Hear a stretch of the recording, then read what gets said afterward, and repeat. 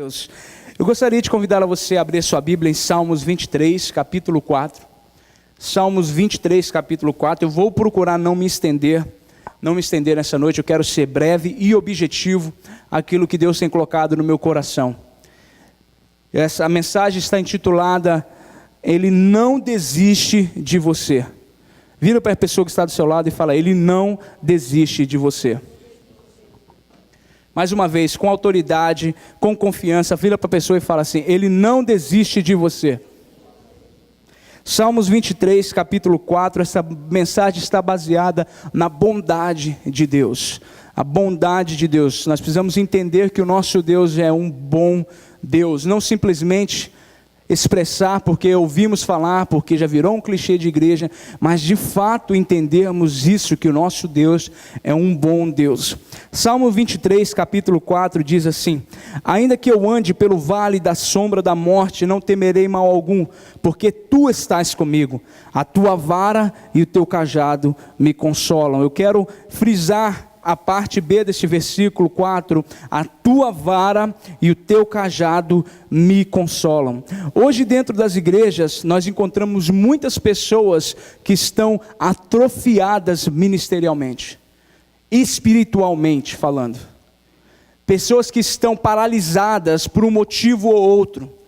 Pessoas que não desenvolvem na vida secular, pessoas que não desenvolvem na sua vida emocional, não desenvolvem na sua vida espiritual, não desenvolvem na sua vida familiar, no seu círculo de amizade. Pessoas que estão travadas espiritualmente, pessoas que estão caminhando nessa terra, estão vivendo, você olha para ela, parece que está tudo bem, mas dentro dela existe um atrofiamento, algo que aconteceu na sua história, algo que aconteceu no seu passado, que atrofiou essa pessoa e ela não desenvolveu na vida dela, ela não cumpriu e ela não tem cumprido com a chamada dela, ela não tem cumprido com aquilo que Deus colocou, estabeleceu na vida dela para ela cumprir, ou até mesmo aquilo que ela mesma sonhou e designou para o seu futuro.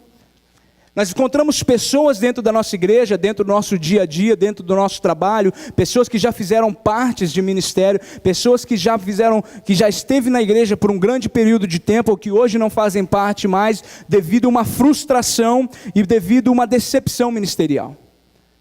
Porque pessoas que foram maltratadas por líderes.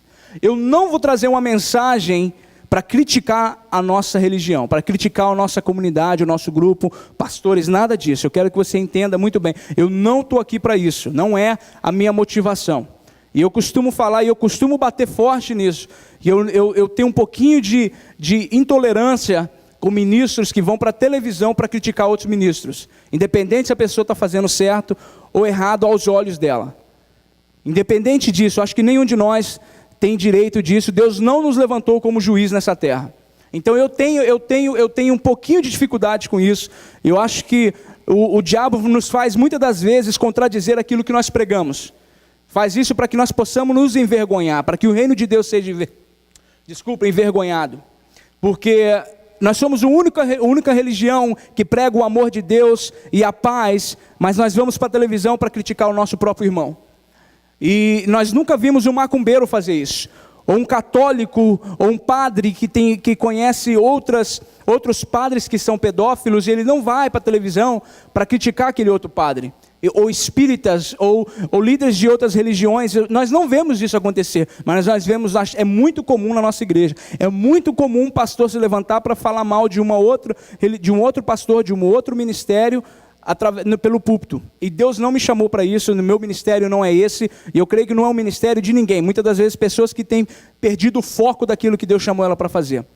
Mas muitas pessoas dentro do ministério, dentro da vida, dentro da igreja hoje, têm caminhado dessa forma, atrofiadas devido a um tratamento que ela teve com um líder espiritual, com um pastor, com uma igreja, com uma decepção. Porque muitos pastores eles têm confundido a parte B do versículo 4 do capítulo 23 de Salmos, onde diz: a tua vara e o teu cajado me consolam. E eles têm distorcido isso para: a tua vara e teu cajado me arrebenta. Alguém está entendendo o que eu estou dizendo? As pessoas leem: a tua vara e teu cajado me consolam, mas interpretam: a tua vara e teu cajado me arrebentam. Se eu sair da linha, pau na cabeça dele. E muitas pessoas têm confundido, não sabem nem qual é a definição entre vara e cajado. E se você definir a palavra consolam, consola é lugar de conforto, é lugar de paz, é lugar de segurança. Então se o salmista está dizendo, a tua vara e teu cajado me consolam, a tua vara e teu cajado me traz paz, me traz carinho, me traz segurança, me traz proteção, me traz direção. A definição para a palavra vara é educadora, curta para trazer correção e ajuda a trazer correção. Vara, curta, por isso que a palavra de Deus fala para você corrigir o teu filho com vara. Por quê? A vara ela é curta, a vara ela traz correção, a vara ela ensina, a vara ela não espanca. E muitas das vezes, muitos líderes têm trocado a vara pelo cajado. Em vez de trazer a correção com a vara, ele está trazendo a correção com o cajado. Coloca a foto para mim, por favor. A foto para mim. Isso aí é uma expressão do cajado. Esse aí é um exemplo do cajado. Você vê que o cajado ele é bem longo, ele é mais alto do que o próprio pastor que está caminhando com ele. E no final dele tem esse gancho. Tem esse gancho. O cajado ele é muito grande. Se você for trazer correção para alguém com um cajado, você no mínimo vai machucá-la bem forte. Por isso que a palavra de Deus fala corrigir com vara e não com cajado. Por isso que o pastor, ele caminhava com a vara e com o cajado, porque o cajado era para trazer direção, o cajado era para guiar, era para mostrar o caminho, e muitas das vezes para resgatar quando a ovelha estava em perigo, porque pelo gancho ele colocava em volta da perna ou em volta do pescoço e puxava. Então é simplesmente para trazer direção, para cuidar e proteger. E a vara era para trazer a correção, era para trazer o caminho. Não vai por aqui não, vem por esse caminho aqui que é melhor. Não, traz com carinho, com amor. Por isso que o salmista fala, a tua vara e o teu cajado me consolam. Mas muitas das vezes nós temos visto pessoas caminhar dentro da igreja, porque um pastor, quando a pessoa caminhou numa vida que, de uma forma que ela acabou errando, ela acabou falhando em alguma área, seja lá o qual for, ou ela saiu da linha daquilo que o pastor acha que é correto, porque muitas das vezes, hoje nós temos caminhado numa geração que se você só está em paz com o pastor a partir do momento que você está agradando ele. A partir do momento que você resolve fazer aquilo que você acha que é bom para você, você já entra em problema, você já agora está criando um inimigo. Por isso que um dos motivos porque eu resolvi cancelar o culto do dia 22 ou dia 23, para nós assistirmos o jogo, porque muitos pastores se levantam com muitos membros acerca disso. Porque eles viram e falam, enquanto você está servindo na igreja, enquanto você tem sido uma bênção na igreja, está tudo bem. Mas a partir do momento que você vai deixar de ir na igreja, eles já pensam, opa, e o dízimo? E a oferta desse dia? Como é que eu posso cancelar um culto de domingo? Ou seja, ele não está preocupado com o seu bem-estar com a sua família, ele está preocupado no benefício dele. Então a partir do momento que a pessoa toma esse tipo de decisão, o pastor se levanta. E aí começa já de religiosidade e manipulação para virar para as pessoas e falar bem assim, quero ver onde está que está a sua prioridade. Eu já vi pastores que eu conheço que tem colocou no Facebook no ano passado, na Copa das Confederações, o Brasil foi para a final com a Espanha e o Brasil foi jogar por volta das 5 horas da tarde, 6 horas da tarde, no domingo à tarde. E um pastor, que tem uma igreja grande, que eu conheço, ele colocou bem assim, eu quero ver os crentes fiéis hoje, quero ver onde é que está a sua fidelidade, onde é que está o seu coração. Para que isso? Não é um culto que vai mostrar a minha fidelidade a Deus. Deus não é ignorante, gente. Nós precisamos abrir a nossa mente para entendermos que nosso Deus, Ele é um Deus onipresente, onisciente. Sabe o que significa a palavra onisciente? É aquele que sabe de todas as coisas. Mas nós limitamos a Deus a nós mesmos. E nós achamos que se eu não expressar, Deus não vai entender. Se eu não fizer, se eu não ir na igreja, Deus não vai entender. E aí nós pegamos e falamos, não, eu vou para a igreja. Mas eu estou lá na igreja, mas a minha cabeça e meu coração estão lá em casa. Ou está lá no estádio. Gente, vamos sair dessa religiosidade de uma vez por todas. Vamos sair dessa mentalidade de que o nosso Deus, e se a gente não fizer isso... Nós temos a tendência a comparar o nosso Deus com líderes que nós conhecemos, com pastores que nós conhecemos. Eu por muito tempo caminhei com medo de Deus, porque eu era tratado por pastores que eram carrascos. Então eu imaginava Deus como eles. Eu imaginava que Deus tratava comigo da forma que eles tratavam comigo. Eu lembro uma vez que eu fui ministrar, me chamaram para tocar para o Kleber Lucas. Quantos conhecem o Kleber Lucas aqui? Ministro famoso no Brasil, muito famoso. Deus tem levantado ele com muita autoridade há muitos anos no Brasil. E ele foi fazer uma turnê aqui na América uma vez, e eu fui convidado para tocar para ele. E para mim, eu sabia que se eu pedisse liberação para o meu pastor, na época ele não deixaria. E olha que era um homem de Deus.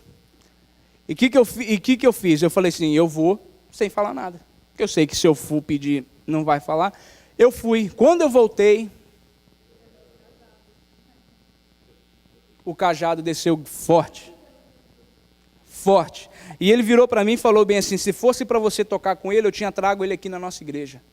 Você tem que ter compromisso com a tua igreja. Então eu comecei, você caminha com esse tipo de mentalidade, que Deus é assim também. Aí eu falei, bem, aí você para pensar e fala assim, mas no púlpito não se prega que a gente é a favor do reino? Que reino? Ou é a tribo do A e B? Ou é a tribo de você me agrada e está tudo certo. A partir do momento que você não faz aquilo que eu quero que você faça, aí nós vamos ter problema. Sabe, então muitas pessoas têm visto Deus desta forma, porque são os exemplos que ela tem. Muitas pessoas, aceitam Jesus nessas igrejas, então o primeiro contato que ela tem com o pastor ou com o líder espiritual é essa pessoa, é esse pastor, e agora ele está vendo isso, então agora ela começa a imaginar, bom, esse aí é um santo homem de Deus. Então, se Deus fala na boca dele se ele é um profeta, então quer dizer que Deus é igual a ele. Eu estou fora da igreja, quero isso aqui mais não. É isso aqui que é o amor de Deus? Esse aqui é o Deus que cuida de mim? Eu estou com mais medo de Deus do que me sentindo seguro e protegido por Ele. Muitas pessoas têm caminhado dessa forma. Por quê? Culpa de quem? Nossa, que temos o microfone na mão, que não passamos Deus da forma que Ele realmente é. Não que você precisa ter uma revelação super espiritual para você passar isso para a pessoa, simplesmente pregar o que a palavra de Deus diz. Aquilo que a palavra de Deus diz. O nosso Deus, Ele não mudou. Hoje Ele é um Deus de graça e no passado Ele era um Deus carrasco. O nosso Deus, Ele é um Deus de amor e bondade, graça e misericórdia desde o início. Simplesmente Ele teve que mudar o tratamento com o homem, algumas vezes devido à dureza do nosso coração, para que nós pudéssemos entender que nós éramos dependentes de um Salvador e que através de nós não conseguiríamos chegar em lugar nenhum. Que o homem por si próprio não se salvaria. Então Deus teve que mudar simplesmente o tratamento para que o homem chegasse até Deus e falasse assim, Senhor, realmente eu sou totalmente dependente de Ti. Mas o nosso Deus é o mesmo. Mas por que nós não passamos isso para as pessoas? Mas por que muitos têm interpretado de forma errada?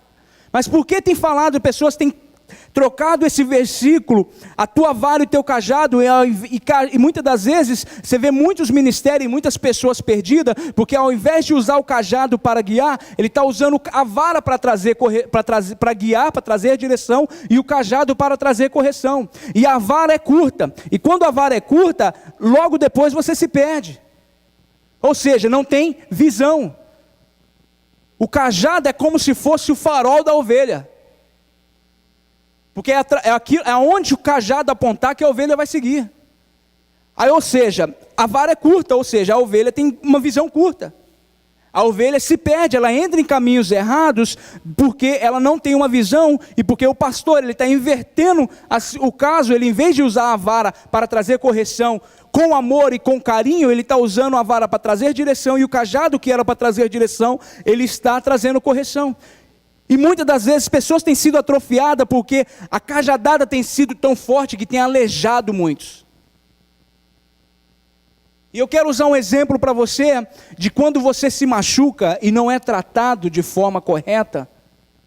Você carrega essa marca e essa deficiência para o resto da tua vida, até que Deus venha com misericórdia, com graça e com bálsamo de Gileade, cura essa ferida de uma vez por todas e te dá um novo futuro, uma nova esperança. Eu tenho uma tia, por parte de pai, que meu pai nasceu na roça. Meu pai nasceu numa família muito pobre. Meu pai, com 6 anos de idade, teve que plantar para poder ajudar a família do meu avô a sustentar os outros irmãos. Família de 11 irmãos, de meu pai acho que é o 4º ou 5º. Então tinha uma pancada de criança por trás. E meu pai, com 6 anos de idade, meu pai já trabalhava na roça para poder capinar e cuidar e plantar, para ajudar o meu avô na alimentação. E à noite meu pai andava na média de 3 a 4 milhas à noite, no escuro, para poder ir para a escola. À noite. Uma criança de 6 anos de idade. Meu filho tem 9, eu não consigo imaginar o meu filho fazendo isso. Mas era o que meu pai fazia. E essa minha tia, ela é uma das mais velhas também. E por eles morarem na roça e não ter recurso, e não ter dinheiro, e não ter nada, eles não tinham nem eletricidade na época, a luz era lamparina, era vela, e essa minha tia, uma vez, ela caiu, e ela fraturou a clavícula. E por eles não terem condições, não tinham carro, não tinham cavalos, porque eles eram pobres, eles eram funcionários de um fazendeiro.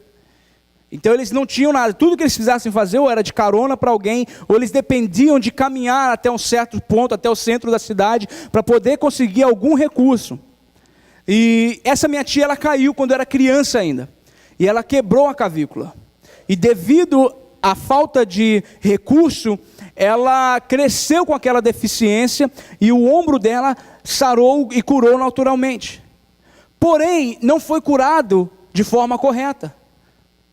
Curou por si próprio, não teve um médico que ajudou e colocou no lugar, e colocou um gesso, e daí um mês voltou ao normal. Não, simplesmente o osso, aonde ele estava, ali ele ficou, ali ele sarou, ali ele curou. Essa minha tia hoje, ela tem acho que 55, 56 anos. Ela é aposentada no Brasil por deficiência. Porque você olha para ela, ela está normal, mas se ela tirar a camisa e colocar uma camisa sem manga, você vê que um ombro dela é menor do que o outro. Você vê que quando ela vai bater palma, ela não bate palma assim, porque ela não consegue levantar esse braço, ela não tem força para levantar esse braço, então ela apoia o braço assim, e ela bate de cima para baixo. Ela não bate palma assim, ela bate assim. Porque esse braço está deformado desde a infância, porque não foi curado da forma correta. E muitas vezes, pessoas dentro da igreja estão dessa forma. Pastores vieram e desceram com a cajadada e acabaram com o teu ministério, e acabaram com os teus sonhos, e acabaram com os teus planos. Muitas das vezes a pessoa tinha um sonho de cantar, e a pessoa subiu para cantar, e porque ela desafinou, e porque ela errou uma nota, ou porque ela esqueceu o playback, e ela passou na frente do playback, seja lá o que for, o pastor pegou o microfone na frente de todo mundo, ou seu pai, ou sua mãe, ou alguém virou para você e falou bem assim: nossa, que vergonha, se fosse eu nunca mais cantava. E você tinha um sonho de criança de ser uma cantora para Jesus, de gravar um CD e de ver pessoas sendo curadas, pessoas sendo tocadas, sendo transformadas pela tua voz, pela unção da tua voz e pela unção de Deus da tua vida. Pessoas que pregaram pela primeira vez, e porque às vezes não tinham muito conhecimento para poder discernir muitas das vezes um versículo, ou passar de forma correta, você acaba de pregar e outro pastor vem e prega a tua mensagem em cima daquilo que você estava pregando, e falou bem assim: não, se fosse eu pregava melhor, esse versículo na minha mão aí eu pregava melhor. Aí aquele pregador, você cheio de ânimo para crescer, e cheio de força para poder caminhar, e cheio de planos, e se vendo lá, e Deus colocando planos no teu coração, e os sonhos de Deus brotando no teu coração, e você sonhando com Deus, e você vendo aquilo que Deus está vendo para você. De repente vem alguém e fala para você: não é bem por aí não, eu posso fazer melhor que você. Aí o que a pessoa faz? Ela atrofia espiritualmente. A pessoa fala assim: eu nunca mais subo num púlpito para pregar, eu nunca mais subo num púlpito para poder dar uma palavra ou para cantar. Nós podemos usar o exemplo de Mefibosete. Mefibosete era uma criança que tinha um futuro brilhante pela frente, devido à sua descendência. Neto de Saul, filho de Jonatas. E de repente, devido ao descuido da sua babá, ela fugindo, correndo da espada, do que estava acontecendo, ela deixa ele cair, e ele quebra os 2 pés. Uma criança de mais ou menos, vamos dizer 4, 5 anos, 3 anos, ele quebra os 2 pés. E agora a vida dessa criança está totalmente desgraçada. Não tinha recursos para poder curá-la, para poder colocar um gesso para levar ela no médico. E essa criança agora ela tem que se arrastar para poder chegar aonde ela queria chegar. Para ela poder comer o que ela queria comer. Porque nós precisamos lembrar que logo depois o seu avô e o seu pai foram mortos. Ou seja, agora você está por conta própria. E aleijado. Devido ao descuido de uma pessoa que era responsável de cuidar daquela pessoa, daquela criança. E nós sabemos que Mefibosete cresce daquela forma, e lá na frente, quando Deus já tem exaltado Davi, Mefibosete está em Lodebar. Lodebar era como se fosse, ele estava fora do centro da vontade de Deus. Era como se fosse uma cidade muito pobre e perigosa. Pensa numa cidade bem pobre e perigosa, onde ninguém quer ir. Era lá onde Mefibosete se encontrava. E Deus toca no coração de Davi, e Davi pergunta se há alguém na casa de Jonathan, na casa de Saul, para que eu possa agir de misericórdia, devido ao pacto de amizade que ele tinha com Jonathan. E ele vira e diz, tem alguém que eu possa agir de misericórdia? E uma pessoa vira e fala bem assim, ó, tem Mefibosete, mas ele é aleijado. A mesma hora que o camarada fala, tem o Mefibosete, ele mesmo dá o recado, tem o Mefibosete, mas ele é paralítico. Ou seja, não serve para nada. Ele é atrofiado, ele é dependente de todo mundo. Ele está como um mendigo na rua. Tem Mefibosete, rei Davi, porém, ele é um inútil. Será que muitos de nós têm vivido isso? Ouvimos alguém, ou conhecemos alguém que passou por isso, pessoa que tinha uma chamada, uma história, um futuro, uma vida brilhante na frente dela, e de repente devido a um mau cuidado de alguém, ou uma má palavra de alguém, de um líder, de um amigo, de um pai, ou de uma pessoa que simplesmente representa muito para você, e que paralisou totalmente os seus sonhos, paralisou totalmente a tua chamada. E eu não estou falando simplesmente de chamada ministerial não, eu estou falando de chamada de casar de ter um casamento maravilhoso, uma chamada de conquistar uma casa, onde você simplesmente abriu o seu coração para contar o teu sonho, e a pessoa virou para você e falou, você é um louco, você nunca vai conseguir isso, ninguém consegue. E eu não estou simplesmente falando de chamada espiritual. Veja algo na sua vida emocional, na sua vida espiritual, em que alguém simplesmente colocou uma vela em cima e apagou em cima da ferida, e abriu aquele machucado, onde você um dia tinha um sonho de ver algo se concretizar, e a pessoa simplesmente jogou aquele balde de água fria em cima de você e falou assim, não vai acontecer. Eu lembro que eu contei para um amigo meu, eu falei bem assim, quando eu tinha 25 anos de idade. E eu virei para ele, contei para ele, abri meu coração e disse bem assim para ele, eu estava em Boston, eu lembro da rua, eu lembro da cidade, eu lembro de tudo, Deus é tão maravilhoso que o Espírito Santo te faz lembrar de certas coisas, para ele falar para você se lembrar e falar bem assim, Deus é Deus na tua vida, Deus permite nós guardarmos detalhes de certas coisas. E eu lembro que eu virei para ele e falei bem assim, quando eu tiver com 30 anos a minha vida vai estar resolvida. Eu falei para ele, quando eu tiver com 30 anos eu já vou ter minha casa própria, eu vou ter um bom carro, eu vou ter dinheiro, eu não vou estar passando dificuldade financeira, eu já vou ter uma direção na minha vida, eu já vou saber quem eu vou ser na minha vida. Eu não vou estar totalmente resolvido ao ponto de falar bem assim, me dá água de coco e uma rede, mas eu vou ter uma direção. Eu não vou estar lutando, batendo em porta para descobrir quem eu vou ser. Eu já vou saber quem eu vou ser. Eu já vou ter um rumo, eu já vou estar seguindo um caminho. E eu contei isso toda cheio de esperança, porque era um amigo muito próximo, então eu esperava que ele ia virar para mim e falar bem assim, não, eu creio contigo. Ele virou para mim e falou bem assim, eu pensava a mesma coisa, eu estou com 33, deu em nada.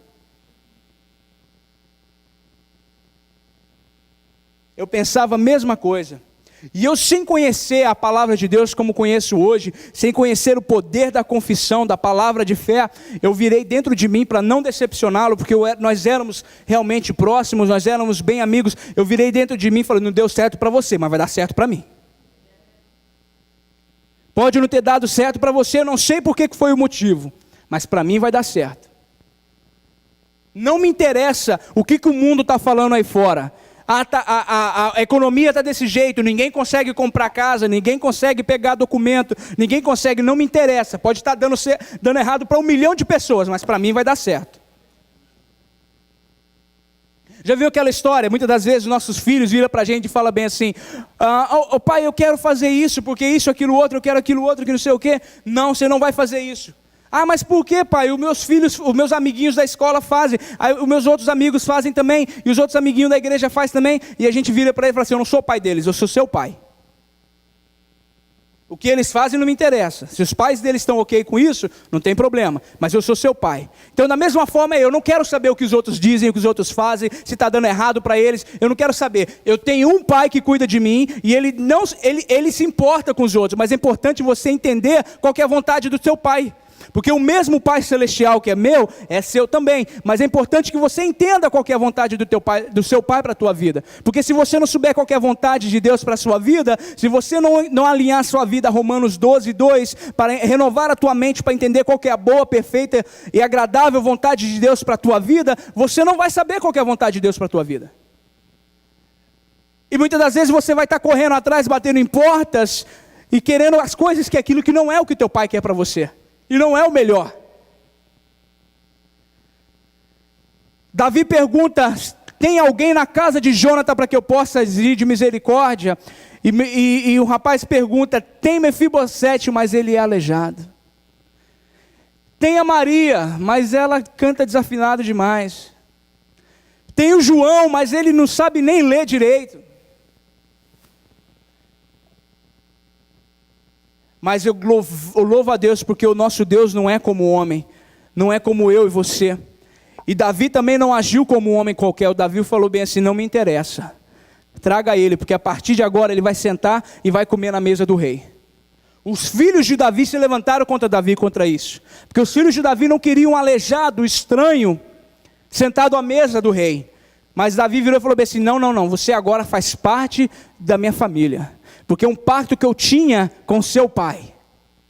E a mesma coisa Deus está falando para nós hoje: eu tenho um pacto contigo, não interessa aqui o que o A e B dizem, não interessa o que os seus pais dizem sobre você, não interessa o que seus amigos, até mesmo o que você pensa sobre você, porque eu tenho certeza que Mefibosete achava que ele não era digno de nada, mas não interessa aquilo que você pensa, interessa que o rei está te chamando e tem lugar para você na mesa do rei nessa noite. Tem lugar para você na mesa do rei nessa noite. O rei está te chamando: você senta comigo porque você faz parte de mim. Tem alguém que está entendendo essa palavra aqui? Glorifica a Deus se você está entendendo essa palavra. O rei está te convidando: senta à mesa do rei, tem lugar para você.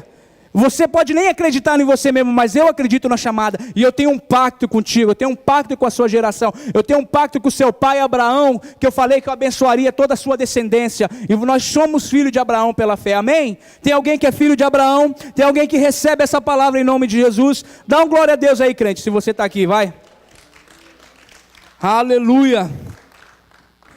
Uma das formas maravilhosas para nós entendermos o amor do Pai, o amor de um pastor, eu amo da passagem da ovelha perdida.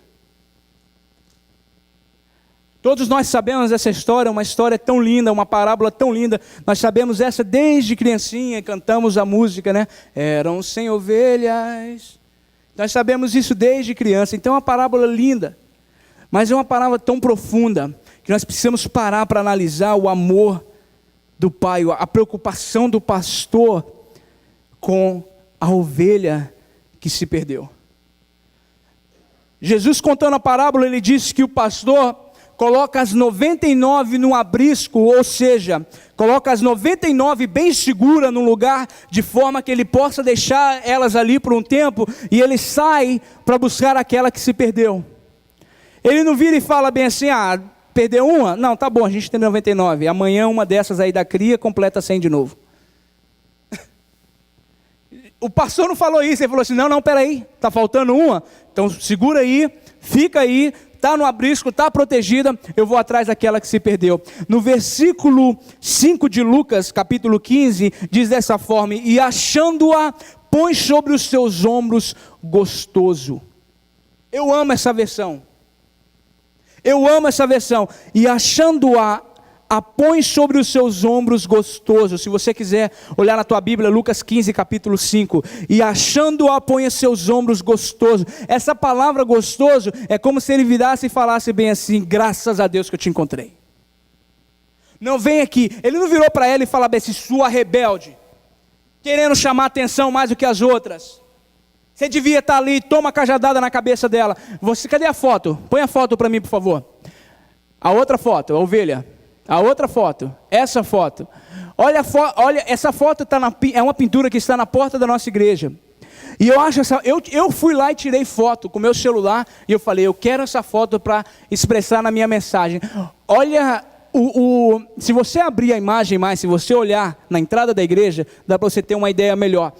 É como se o pastor estivesse num abismo, a ovelhinha estivesse prestes a cair, ela já estava mais ou menos lá embaixo, e o pastor está fazendo tudo o que ele pode e não pode para poder resgatar a ovelhinha. Ele não tá colocando sacrifício, ele está tipo assim: se cair, cai nós dois. Se morrer, morre nós dois, mas eu vou fazer tudo o que eu puder para te salvar. Eu não vou medir esforços para te salvar.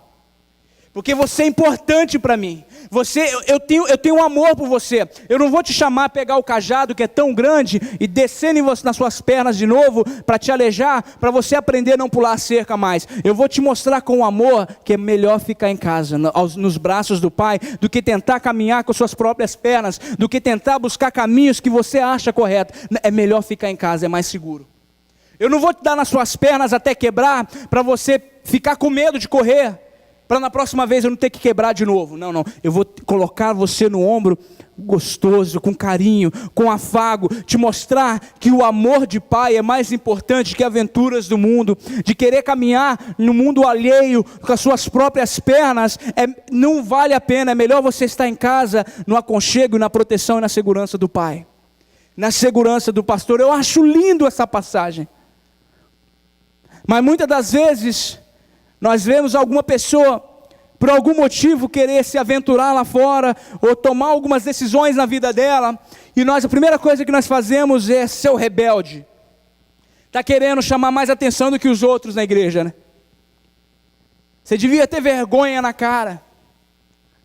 Você está fazendo isso e aquilo outro por causa disso e aquilo outro também. E aí a pessoa, ela se fecha por dentro. Espiritualmente, aí ela fica naquele lugar, mas ela não frutifica mais, ela não dá frutos, ela não cumpre com aquilo que Deus chamou ela para cumprir, porque hoje ela está presa espiritualmente, ela está destruída. Você olha para fora, você olha aquele cabelo bonitinho, aquela roupa bem combinando, aquele cabelo bem feito, o perfume cheiroso, e você olha e fala assim: está tudo bem. Mas e por dentro? E a alma, como é que está? Será que você está vindo para a igreja por amor, porque vale a pena estar na casa do Pai, se sentir amado pelo Pai, estar em comunhão, estar em união? Ou você está vindo porque você está com medo de sair da presença do Pai? Porque uma vez você saiu e o tratamento foi um tratamento de um carrasco. Será que nós estamos na casa do Pai porque amamos estar na casa do Pai, ou porque não temos outro lugar para ir? Ou não temos um outro compromisso, ou um outro lugar para poder passear no domingo às 6 horas da tarde? Será que estamos aqui porque sabemos que o Pai tem prazer em nos abraçar, em colocar no seu ombro gostoso, como diz a palavra, em Lucas 15, capítulo 5, que o pastor encontra e a coloca no seu ombro gostoso? Gostoso, eu amo essa expressão, Não tem coisa maravilhosa do que se sentir amado pelo Pai. Eu tenho 30 anos de idade, e quando eu vou para o Brasil, eu gosto de deitar na cama do meu pai e da minha mãe. Vocês vão conhecer meus pais que estão para chegar do Brasil dentro de pouco tempo. Minha mãe é desse tamanhozinho. Se ela ver esse vídeo aqui, ela vai brigar. Falar que ela é baixinha, ela acha ruim. Mas ela é desse tamanhozinho, e eu gosto de deitar no colo dela, eu gosto de deitar no colo do meu pai. Às vezes meu pai está assistindo televisão, e eu deito nas pernas dele, eu me ajoelho na frente dele, deito nas pernas dele, para ele ficar coçando as minhas costas. Um homem desse tamanho.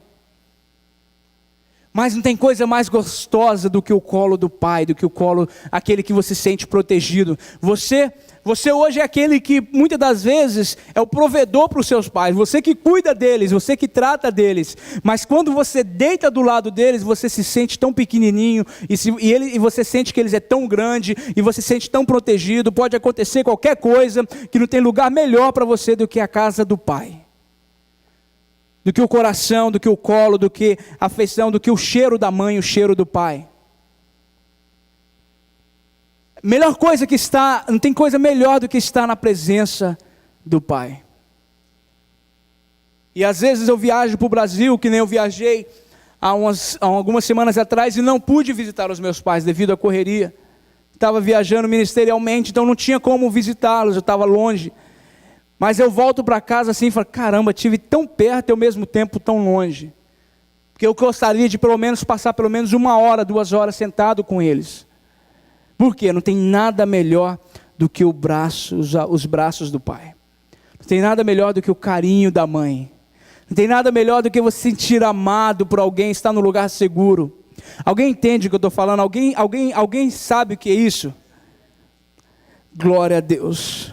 Abra sua Bíblia em Lucas 15, versículo 11. Meu Deus, as horas não passam, as horas não param. Lucas 15, versículo 11, capítulo 32. Eu vou acelerar porque nós precisamos terminar. Tem muito mais coisa para falar, mas quem sabe numa próxima vez a gente entra nesse tópico mais uma vez. Lucas 15, versículo 11 e 32. Lucas 15, versículo 11 e 32, do versículo 11 ao 32. É uma passagem um pouco longa, mas para nós entendermos aonde eu quero chegar, nós precisamos ler totalmente essa passagem. Disse-lhe mais, certo homem tinha 2 filhos. Aqui é Jesus que está falando. Jesus estava contando para eles a parábola da ovelha perdida, e agora Jesus vai falar para eles a parábola do filho pródigo. Palavra do filho pródigo. Por favor, Lucas, muda a foto para mim. Disse-lhe mais, certo homem tinha 2 filhos, o mais moço deles disse ao pai, pai, dá-me a parte dos bens que me toca. Repartiu-lhes, pois, os seus haveres. Poucos dias depois, o filho mais moço, ajuntando tudo, partiu para um país distante, e ali desperdiçou os seus bens, vivendo dissolutamente. E havendo ele dissipado tudo, houve naquela terra uma grande fome, e começou a passar necessidades.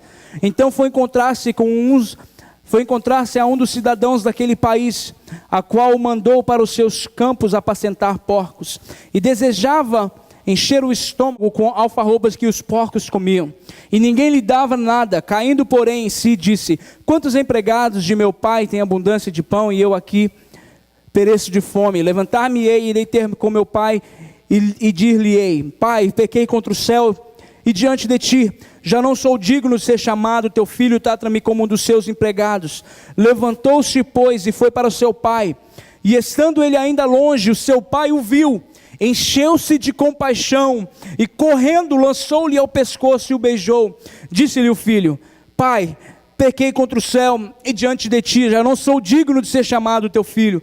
Mas o pai disse aos seus servos, trazei depressa a melhor roupa e vestilha, e põe-lhe um anel no dedo e alparcas nos pés. Trazei também o bezerro cevado, matai-o, comamos e regozijemo-nos, porque este é meu filho, estava morto e reviveu, tinha se perdido e foi achado. E começaram a regozijar-se. Ora, o seu filho mais velho estava no campo, e quando voltava a aproximar-se de casa, ouviu a música e as danças. E chegando um dos servos, perguntou-lhe o que era aquilo. Respondeu-lhe este, chegou o teu irmão, o teu pai matou um bezerro cevado, porque recebeu são e salvo. Mas ele se indignou e não queria entrar. Saiu então o pai e estava com ele. Ele, porém, respondeu ao pai, eis que há tantos anos te sirvo, e nunca transgredi um mandamento teu, contudo nunca me deste um cabrito, para eu me regozijar com os meus amigos. Ouvindo, porém, este teu filho, que desperdiçou os teus bens com meretrizes, matar-lhes um bezerro cevado. Replicou-lhe o pai, filho, tu sempre estás comigo, tudo que eu tenho é teu, tudo que é meu é teu. Era justo porém regozijarmos-nos e alegrarmos-nos, porque este teu irmão estava morto e reviveu, tinha se perdido e foi achado. Tinha se perdido e foi achado. Eu li esse versículo, essa passagem toda, do início ao fim, porque primeiro, para você entender essa passagem de forma correta, você precisa entender a cultura da época. Você precisa entender a cultura da época para poder entender a profundidade da atitude do pai em fazer o que ele fez para o filho.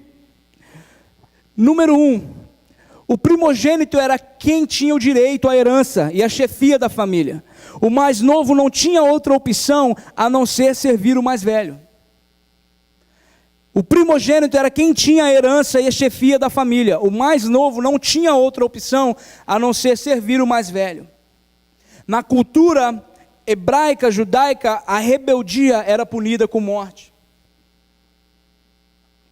Se alguém tiver um filho costumaz e rebelde, que não obedeça à voz de seu pai e à voz de sua mãe, e que embora o castiguem não lhes dê ouvidos, seu pai e sua mãe, pegando nele, o levarão aos anciãos da sua cidade e à porta do seu lugar, e dirão aos anciãos da cidade: este nosso filho é costumaz e rebelde, não dá ouvidos à nossa voz, é comilão e beberrão. Então todos os homens da cidade o apedrejarão até que morra, assim exterminarás o mal do meio de ti. E todo Israel, ouvindo isso, temerá. Deuteronômio 21. Essa era a cultura da época, essa era a lei. Se tiver um filho que é dessa forma, apedreja e o mata em praça pública. Jamais um filho mais moço teria o direito de solicitar ao pai a sua parte da herança, primeiro porque ele não era o primogênito, e segundo porque o pai ainda vivia. O fato do filho ter pedido para o pai, me dá aquilo que me pertence, enquanto o pai ainda vivia, é a mesma coisa ele virar para o pai e falar bem assim: para mim o senhor já morreu, eu não quero nada contigo mais, para mim o senhor já está morto. Quando o pai concede ao filho mais novo a sua parte da herança, ele vai contra a lei que protegia os interesses do primogênito, de acordo com Deuteronômio 21, capítulo 15 ao capítulo 17. O direito de herança era propriedade do filho mais velho. O filho mais velho tinha todo o direito à herança do pai. O filho mais novo não tinha outra opção a não ser servir o mais velho. O filho pródigo vai trabalhar para um gentio, um estrangeiro. Um judeu trabalhar para um gentio era uma abominação. Era uma coisa horrível, um judeu ter que trabalhar para uma pessoa que não era judeu, que não era judia. Era uma abominação. Então tudo aquilo que era contra, tudo aquilo que era fora o costume e a lei, foi o que o filho pródigo fez. Trabalhando com os porcos. Os judeus era proibido de comerem ou até mesmo tocarem porcos. E ele estava trabalhando com os porcos e desejando comer aquilo que os porcos comiam. Um judeu trabalhando com um gentio, se misturando aos porcos, se rebelando com o pai e com o irmão mais velho, era digno de morte. Mas glória a Deus, entretanto Jesus não se importou com isso. Jesus estava contando a parábola para mostrar para eles o que o pai não tinha.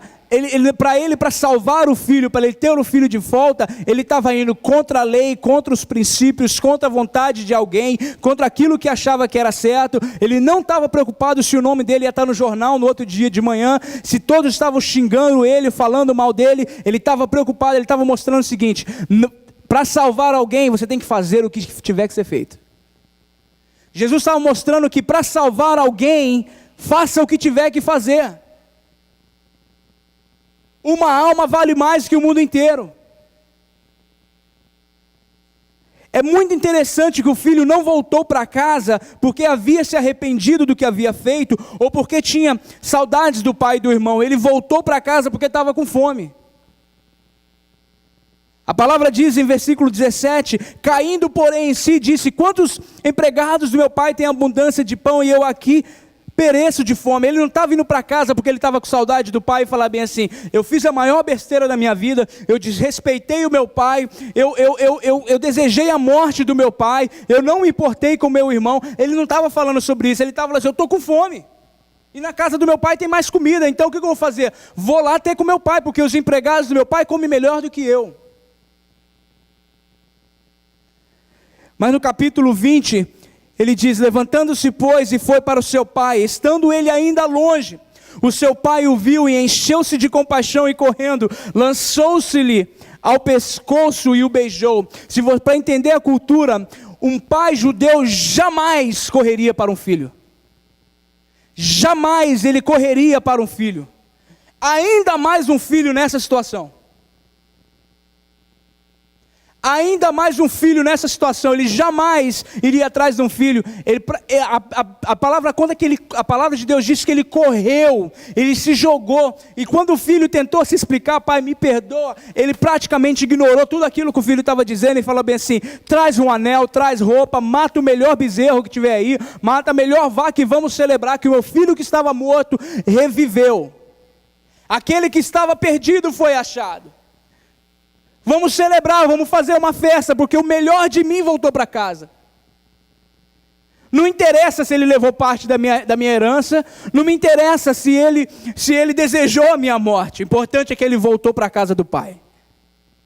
E ele está no lugar seguro, e vamos celebrar, e colocar um anel, e colocar a sandália, e está na autoridade para o filho de novo. Você não vai ser servo aqui, você é autoridade na minha casa. Você é autoridade, você é meu filho, você é minha herança. O que é meu é seu também. A aliança, anel, é símbolo de autoridade. Símbolo de autoridade. Você tem autoridade que uma vez já era tua, você não perdeu, você agora não volta para o fim da fila e vai ter que começar tudo de novo. Não, volta aqui agora, você é meu filho, você tem privilégio, eu te coloco na frente. Você é o mesmo, você não perdeu posição, você estava de férias. Você estava de férias, volta para aquilo que sempre foi teu. Volta para o lugar que sempre foi teu e nunca deixou de ser teu. Aleluia, glória a Deus. Eu louvo a Deus pelo nosso Deus, que dependente das nossas atitudes, dependente das nossas louquices e maluquices, que saímos muitas vezes para nos aventurar, achamos que já sabemos tudo, e quando voltamos para o nosso Pai, o nosso Deus nos abraça com amor e fala assim: meu filho, o lugar que era teu, sempre foi teu. E eu louvo a Deus, porque na casa do Pai você nunca se sente um estranho. Por mais que o irmão mais velho, que muitas das vezes representa a igreja, vira e fala bem assim: mas e eu que nunca saí daqui? Mas e eu que sempre te servi com o melhor, meu Deus? E você vai dar uma festa para esse rebelde que saiu e que chegou agora? O Senhor vai fazer isso, mas e eu? O irmão mais velho filhando e falando bem assim, se levantando como o próprio irmão da casa. Glória a Deus que o Senhor vira para nós e fala assim: meu filho, celebra, porque o que tem aqui é teu. Você nunca fez festa porque não quis. Tudo que é meu é teu. Agora vamos celebrar, porque aquele que estava morto reviveu. Muitas das vezes nós voltamos e pessoas viram e falam bem assim: mas esse aí não é aquele que saiu? Esse aí não é aquele que aprontou? Esse aí não é aquela que tomou aquelas decisões malucas? Essa aí não é aquela que se envolveu com aquilo? Essa aí não foi aquela que disse isso do pastor, ou do irmão, ou da irmã? Não é essa aí? Deus fala bem assim: ela é isso aí, tem muito mais que você não sabe, mas para mim é vaso escolhido, é meu filho e tem lugar de honra na minha casa. Ela é isso tudo aí que você está dizendo e muito mais que você não sabe. Não vou nem te contar para não escandalizar. Deus falou: tem muita coisa que você não sabe, meu filho. Mesma coisa quando Deus chamou Paulo e virou para Ananias e falou para Ananias: Ananias, desce a rua chamada direita e vai encontrar esse homem e você vai orar por ele. E ele falou assim: peraí, Senhor, esse homem aí não é Saulo? Ele falou assim: é. Mas Senhor, ele está matando os crentes, ele está perseguindo a igreja, ele está fazendo isso, ele está fazendo aquilo, ele está perseguindo os discípulos. Ele falou assim: ele é tudo isso aí que você falou e tem mais meia dúzia que você não sabe. Mas para mim ele é vaso escolhido, agora vai lá e ora por ele. Porque para mim ele é vaso escolhido, para mim ele é exatamente o que eu preciso para cumprir com a minha chamada, para cumprir com o meu reino. E glória a Deus pela vida de Paulo, que se não fosse Paulo, nós não teríamos muita revelação da graça de Deus como nós temos hoje. Glória a Deus, porque Ananias não lutou contra Deus e foi obediente, apesar de que ele tentou ser um pouquinho do irmão mais velho. Senhor, esse aí? Porque muitas das vezes, quando chega alguém na casa de Deus assim, primeiro nós analisamos, né? Porque nós viramos e falamos assim: vem como estás, o Senhor de cama de qualquer jeito. E quando a pessoa entra, nós viramos para ela e falamos assim: está aqui a lista de regulamento. Agora você tem que cumprir com isso. Mas primeiro, nós falamos: venha como estás. Amém? Alguém está entendendo essa palavra aqui? Eu tenho mais para falar, mas o tempo não ajuda. Na próxima semana nós continuamos um pouco mais. Eu quero entrar numa parte muito profunda. Eu quero falar sobre da maior demonstração de amor, da bondade de Deus e de um ato que fez que Ele nunca desistisse de nós, que é a crucificação de Jesus Cristo. Eu quero navegar contigo por isso aí. Eu quero te levar a entender e ver algumas coisas que o nosso Jesus fez e disse na cruz do Calvário, que nos garante vitória ontem, hoje e por todo o tempo que nós estivemos reinando nessa terra. Amém? Quantos receberam essa palavra? Gostaria de pedir que você colocasse de pé. Gostaria que você desse a mão para o irmão que está do teu lado. Eu gostaria que você começasse a adorar a Deus e glorificar a Deus pela bondade de Deus, glorificasse a Deus pela cruz do Calvário, glorificasse a Deus pelo bom pastor que Ele é, que nunca desistiu de nós, independente das nossas rebeldias, independente das nossas vontades, muitas das vezes de sairmos da presença de Deus, muitas das vezes de nos aventurarmos naquilo que nós achamos que era correto, mas o Senhor sempre nos esperou de braços abertos, e Ele correu para nós, quando não foi nós que achamos a Deus, mas foi Ele quem nos achou, foi Ele quem nos encontrou. É nós quem estávamos perdidos. Muitas pessoas viram e falam assim: quando eu encontrei Jesus, quando eu achei Jesus. Jesus não estava perdido, meu querido, quem estava perdido era nós que precisávamos de salvação. Éramos nós que precisávamos de sermos encontrados, de sermos achados e termos a nossa história mudada de uma vez por completo, de ter nossa vida, o nosso futuro mudado, a nossa eternidade mudada. Louvo a Deus, eu glorifico a Deus pelo seu amor incondicional. Eu quero declarar o amor de Deus sobre a sua vida.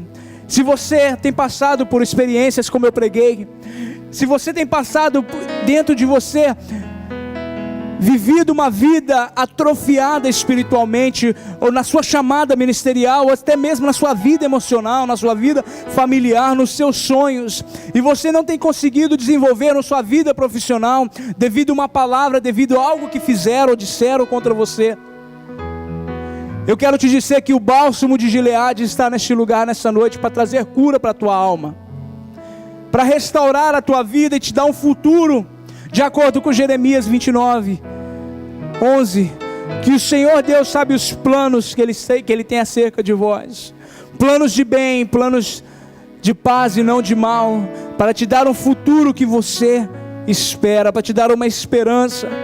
O que nos mantém de pé é as promessas de Deus na nossa vida, é o futuro, é a esperança, de sabermos que aconteça o que acontecer, tudo que acontece na nossa vida é por motivação, é por amor perfeito de Deus. A motivação sempre é perfeito amor, sempre é perfeito amor. Se você tem passado por isso nessa noite, se você não tem conseguido desenvolver, eu quero declarar que esse é o dia que o Senhor preparou para que você venha se desfazer desses sentimentos que tem te paralisado até aqui. Se você estiver nos assistindo agora, se você entende essa palavra, se você tem vivido isso na tua vida, eu declaro em nome de Jesus que o bálsamo de Gileade está trazendo cura, e tudo aquilo que você sonhou, e tudo aquilo que você colocou na partilheira e achou que Deus tinha colocado também, os planos e os sonhos dele, e a chamada de Deus para a tua vida, eu declaro em nome de Jesus que elas se renovam, como a misericórdia do Senhor se renova a cada dia, a cada manhã na nossa vida. Declaro cura em nome de Jesus, declaro cura espiritual, eu declaro cura interior, eu declaro cura física, em nome de Jesus, em nome de Jesus. Levanta sua mão e glorifica a Deus, levanta sua mão e glorifica a Deus. Senhor, nós te agradecemos pela tua palavra, te agradecemos, Senhor Deus, pelo teu amor incondicional, te agradecemos, Senhor Deus, porque o Senhor nunca desistiu de nós, Senhor Deus, o Senhor nunca desistiu de nós. Te louvamos, Senhor Deus, por tudo que o Senhor tem feito em nosso meio. Glória seja dada ao teu nome, Jesus. Você pode aplaudir ao Senhor. Você pode glorificar a Deus. Tira 5 segundos, pelo menos 5 segundos, e dá o seu melhor louvor para o Senhor nessa noite. Aleluia. Glória a Deus. Você pode se assentar adorando ao Senhor. Agradeço mais uma vez pela tua presença neste lugar. Semana que vem vamos continuar aqui dando uma festa para o Senhor. E eu quero te convidar, te encorajar. Convide alguém, convide um amigo, convide um irmão, um parente, papagaio, gato, cachorro. Traga alguém, em nome de Jesus. Traga alguém para ouvir a palavra de Deus, em nome de Jesus. Eu quero te abençoar, quero declarar uma semana de vitória na tua vida. Quero dizer para vocês que o meu telefone está disponível. Se vocês precisarem falar comigo, se vocês precisam de oração, precisa de que alguém concorde com você em fé sobre algo que você está esperando do Senhor, eu quero dizer que eu e minha esposa estamos disponíveis para poder ser bênção na vida de vocês. Nós não estamos aqui simplesmente para nos reunirmos no domingo. Domingo é o dia que nós separamos para estarmos juntos, mas nós podemos estar juntos em oração, apesar da distância. Então eu quero te dizer que nós estamos disponíveis para poder ser bênção para você, para declarar uma palavra de fé, para declarar vitória naquilo que você tem esperado no Senhor. Amém? Amém? Maior é aquele que está em nós do que aquele que está no mundo. Amém? Os nossos melhores dias estão por vir, não estão atrás de nós.